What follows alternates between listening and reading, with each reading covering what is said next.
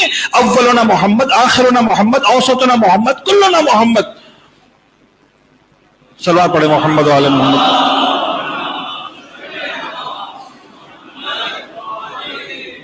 بڑی سنجیدگی کے ساتھ ڈیسائیڈ کرنا ہے.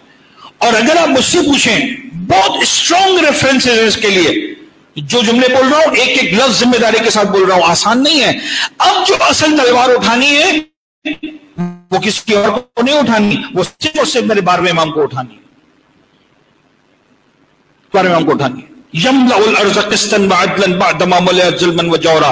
معصوم نے کہہ دیا, پتھر کی لکیر ہے, آپ چاہے بھی تو تبدیل نہیں کر سکتے. آپ زمانے کے امام کے آنے سے پہلے جتنا کوشش کر لیں زمین کو عدل انصاف سے بھرنے کی, کامیاب نہیں ہونے والے. خدا کرے ہو جائے کامیاب, کوئی خدا نہ خواستہ ضد نہیں ہے. لیکن یہ کام جو زمانے کے امام نے کرنا ہے, اس کا مطلب یہ نہیں کہ آپ ظلم و جور سے بھرنا شروع کر دیں. آپ زمانے کے امام کے لشکر کی تیاری شروع کر دیں. وہ تیاری کیسے کرنی ہے؟ یہ تیاری وہ تیاری ہے جو امام باقر نے کی, یہ تیاری وہ ہے جو امام صادق نے کی, تیاری وہ ہے جو امام کاظم نے کی, یہ تیاری وہ ہے جو امام رضا نے کی. کس انداز سے کی؟ آسان الفاظ میں. چونکہ دامن وقت کوئی گنجائش نہیں بچی. آپ اپنے زمانے میں بہلول پیدا کیجئے, آپ اپنے زمانے میں علی بن یقین پیدا کیجئے, آپ اپنے زمانے میں جابر بن حیان پیدا کیجئے, آپ اپنے زمانے کے زرارہ پیدا کیجئے, آپ اپنے زمانے کے محمد بن مسلم پیدا کیجئے, آپ اپنے زمانے کے حشاب بن حکم پیدا کیجئے. آپ لائیو نا صاحب کے سامنے. اس وقت اگر 10 کی ضرورت تھی, آج بلا مبالغہ سینکڑوں کی نہیں ہزاروں کی ضرورت ہے. علم کے کمال پر, دیانت کے کمال پر, فہم کے کمال پر, اس بلندی پر اپنے آپ کو پہنچائی خاموشی کے ساتھ. آپ کیا سمجھتے ہیں؟ میں بعض اوقات ایک جملہ کہتا ہوں سمجھانے کے لیے. بہلول, آپ کیا سمجھتے ہیں بہلول کون تھا؟ آج واہ واہ کر لینا بہت آسان ہے. ایک دن بہلول کی سیرت پر عمل کر کے دکھائیے, اپنے محلے میں پاگل بن کر گھوم کر دکھائیے. چلیں اپنے محلے میں نہ صحیح, ایسے محلے میں جہاں کوئی آپ کا جاننے والا ہو وہاں پاگل بن کے دکھائیے. ایک ہفتے کے لیے, ایک مہینے کے, ایک دن کے لیے. مٹی پہ بیٹھنا, کیچڑ میں بیٹھنا, مٹی پہ سونا آسان کام نہیں ہے.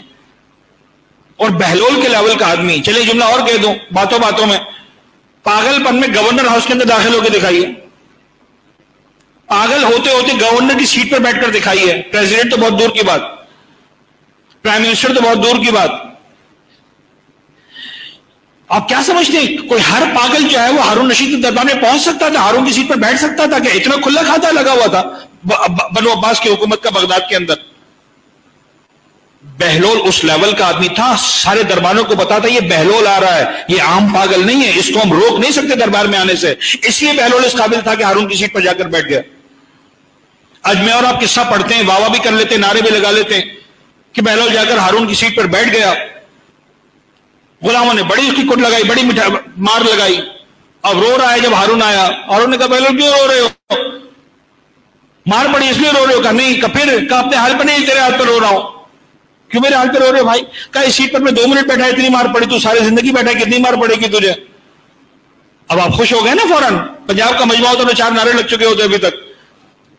لیکن سمجھانا یہ ہے کہ خوش ہونا, نعرے لگانا آسان ہے. مجھے اور آپ کو سمجھ میں آتے ہیں بہلول کے جملے آج. وہ کیا ہارون رشید پاگل تھا, اس کو سمجھ میں نہیں آتا تھا بہلول کیا کہہ رہے؟